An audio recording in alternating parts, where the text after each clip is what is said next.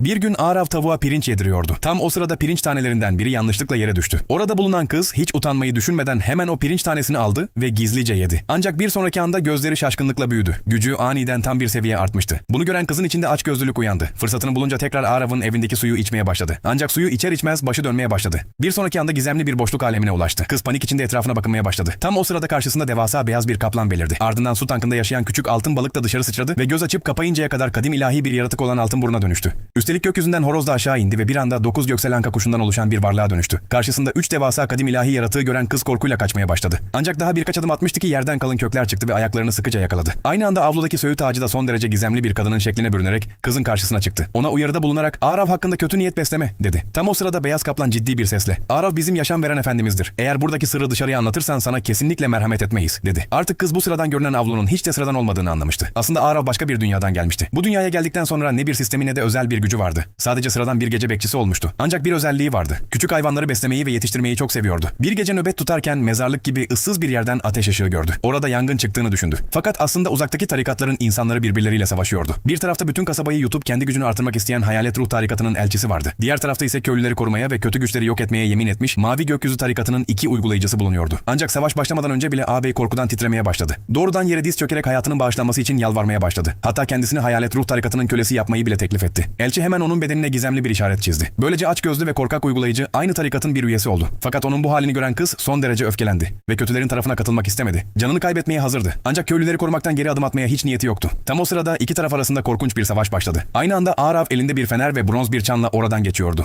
Hava son derece kuruydu. Arav sadece bronz çanını çaldı. Çandan sıradan bir ses dalgası yayıldı ve Hayalet Ruh tarikatının birçok kötü uygulayıcısı o anda yere serildi. Elçileri de ağır şekilde yaralanarak yere düştü ve sonunda küle dönüştü. Korkak ağabey ise canını kurtarmak için kaçtı. Ancak kız Arav'ın fenerine dikkatlice baktığında dehşete kapıldı. Bu sıradan bir fener değildi, efsanelerde anlatılan sonsuz ilahi alevdi. En şaşırtıcı olan ise Arav'ın bedeninde en ufak bir yetişim gücünün bile bulunmamasıydı. Sıradan bir insan nasıl böyle ilahi bir aleve sahip olabilirdi? Kız hemen Arav'ın kesinlikle sıradan bir insan olmadığını anladı. Bu yüzden önce onun yanına yaklaşmayı planladı. Üzgün bir yüz ifadesi takınarak "Arkadaşlar, hikayede bundan sonra ne olduğunu öğrenmek için kanala abone olun ve bizi takip etmeye devam edin" dedi.